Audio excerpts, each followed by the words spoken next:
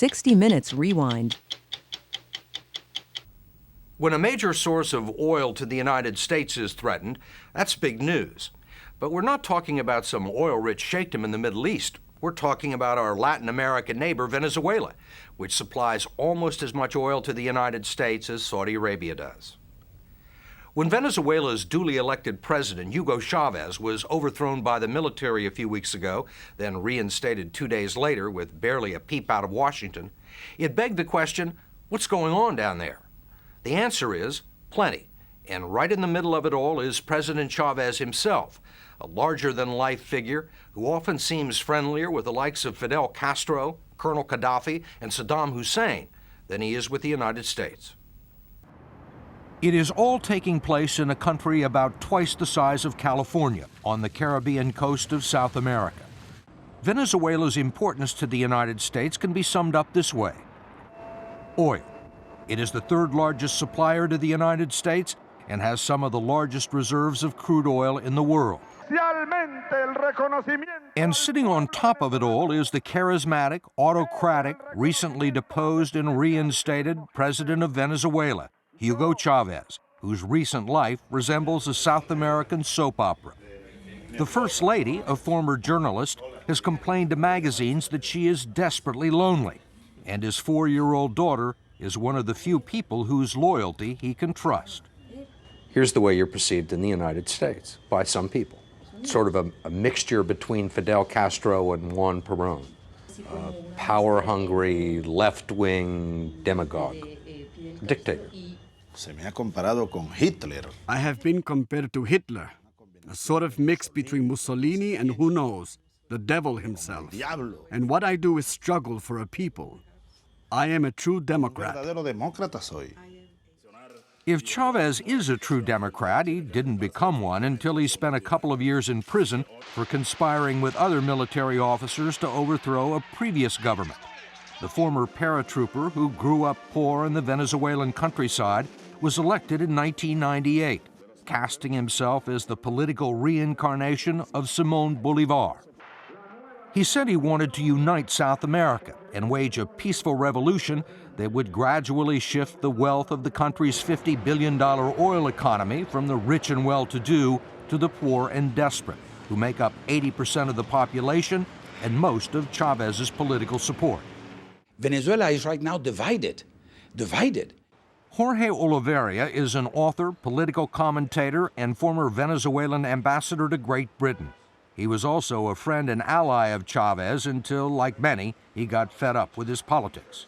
The people that are poor and are ignorant think and feel that Chavez represents them. And the people that have something, that have educated themselves or have achieved something in life, hate him. And that is precisely the drama of Venezuela. What is it about the poor? Why do they like him? Because he is the most forceful, powerful demagogue in Venezuelan history. When you say demagogue, what do you mean? A very good orator. He's a snake charmer. He is a man that speaks to the multitudes and plays with them. He's a magician. On his weekly talk show called Hello, Mr. President, citizens can call in and talk directly to their head of state. Still, he regularly commandeers the airwaves, forcing Venezuela's TV and radio stations to air his rambling, unscripted speeches, which can go on and on and on.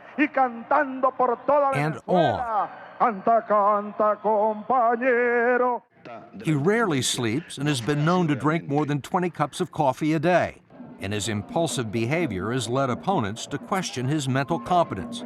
Even a psychiatrist who is a close friend of Chavez says he has authoritarian and narcissistic tendencies. There are people who have suggested that you are somewhat loco. Bueno, sin ánimo de comparación. Well, I don't want to compare, but they said that Columbus was crazy. I am aware that people say that about me, but I think that there are other people far crazier than I am. Chavez is an enigma. He has been an enigma from the very beginning. I mean, is he a communist? Yes and no. Is he a fascist? Probably. Do you believe he's a communist? I believe that he has a undigested set of communist ideas in his head. Why does he go out and start relations with despots that have nothing to do with Venezuela's democratic tradition?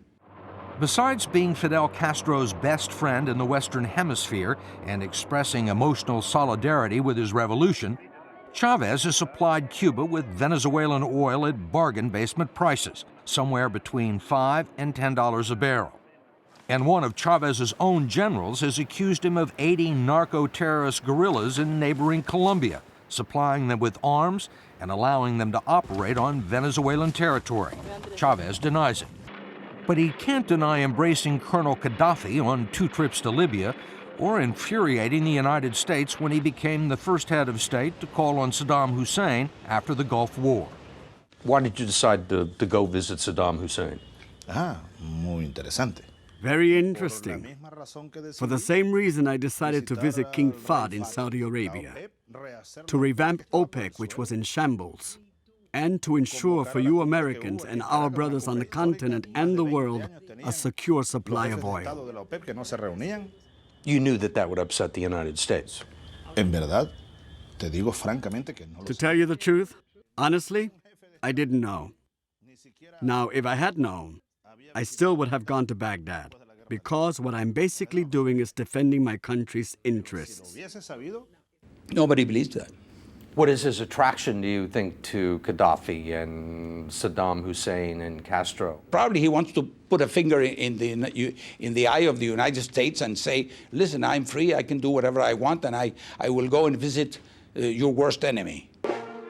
The U.S. began losing patience with Chavez last fall when he increased taxes on foreign oil companies doing business in Venezuela and decreed that the government had the power to confiscate private land and redistribute it to the poor. Then, in a national television address, he criticized the U.S. bombing campaign in Afghanistan, holding up pictures of dead children from a newspaper and saying there was no justification for the killing. Secretary of State Colin Powell was not pleased. We have been concerned with some of the actions of Venezuelan President Chavez and his understanding of what a democratic system is all about. But the real trouble began when President Chavez moved to take control of PDVSA, the state-owned oil company which employs 40,000 people and provides 80% of Venezuela's export earnings. When Chavez replaced the oil company's top executives with political appointees, some of whom were radical Marxists, there was a management revolt. PDVSA slowed down oil production, and it triggered a nationwide strike against President Chavez.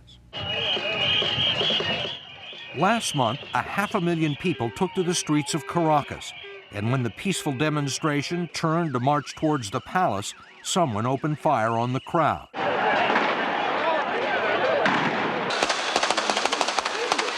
Gun battles broke out, leaving 17 people killed and more than 100 wounded. Many of the victims, like the woman in the yellow T-shirt, would be struck in the head by sniper fire. Claiming the president had ordered the shooting of his own people, a group of army officers seized Chavez and took him prisoner. At 3 o'clock in the morning, the chief of the armed forces announced to the nation that Chavez had resigned. Venezuela's richest businessmen, its most powerful labor organization, its top military leaders, even the Catholic Church all wanted Chavez out. And the U.S. government was happy to see him go, even though Chavez was the duly elected president of one of Latin America's strongest democracies.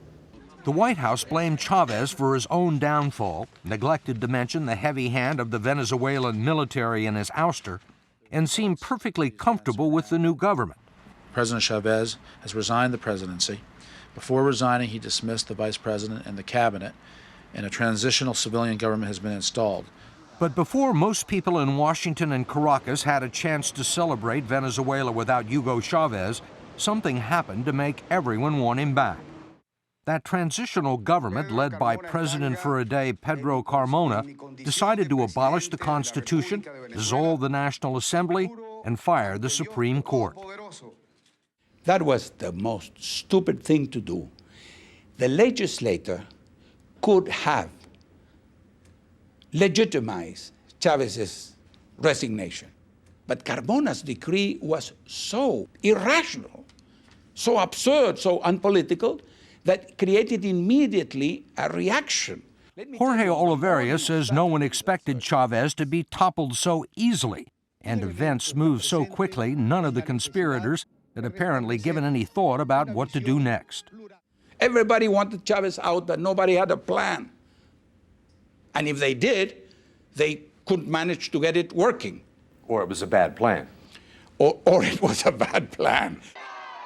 When large crowds of Chavez supporters took to the streets, rioting and looting, many of the people responsible for his ouster began asking the question, "Where's Hugo?" A paratrooper battalion rescued him from an island off the coast of Venezuela and returned him to the palace. Did you ever resign? No, absolutamente, jamás, nunca, never. You didn't agree to resign? Never, if you could never, leave the never. country? President Chavez says he wasn't surprised by his return to power, but he didn't think it would happen so quickly. Nunca antes había ocurrido algo como esto. This had never happened before, for a president to have been taken prisoner by a large group of Un generals. grupo grande de generales. A dictatorship takes over, 48 horas después. and 48 hours later the president returns and not a single shot is fired. I do not believe that there has been anything like this in the world. When it was reported that you had resigned, the U.S. government did not look unhappy that you were gone. Parece que no. Apparently not. What do you make of that? Algunos creen que soy una amenaza Some people believe I am a threat para los Estados to the United States, to democracy. I've told them time and time again that this is not true. Do you believe the United States had anything to do with this coup? No lo creo. I don't believe so, A menos que se unless I can see some real evidence. But it really needs to be extremely strong evidence. Some reports have turned up, and we're looking into them. For example, Chavez says while the coup was going on, U.S. military personnel were inside Venezuela's military command center. He also says there were reports of an unidentified naval vessel and military aircraft off the coast, and he implies they were American. Chavez says the U.S. had always assured him that it would never back or encourage a coup against a democratic government.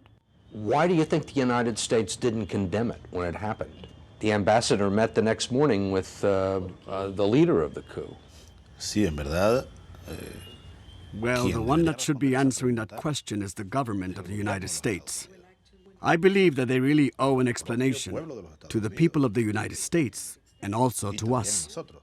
But no one at the White House or the State Department was willing to give us that explanation, at least on camera, hoping that the whole embarrassing incident would just fade away.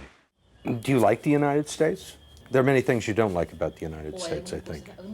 No, me gustan los Estados Unidos. No, I do like the United States. Disfruto los poemas de Walt Whitman. I enjoy Whitman's poems and New York, New York, the song. If you can't do it in New York, you can do it anywhere. Frank Sinatra. I love baseball, Yankee Stadium, Shea Stadium. El hot dog. Apple pie? La libertad. Me gusta bastante, pero más I me like it gusta a la lot, torta de plata. but I prefer plantain pie. Are you fully in charge of Venezuela? Bueno, nunca he estado plenamente a cargo del país. I've never been fully in Soy un charge. dictador. I'm not a Estoy dictator. a cargo del gobierno. Del But país. I do understand your question, however. Yes, I am totally in charge. Whether he's fully in charge is a matter of some debate. Several high-ranking generals have reportedly taken the president aside and told him he has to make peace with important elements in Venezuelan society if he wants to remain in power.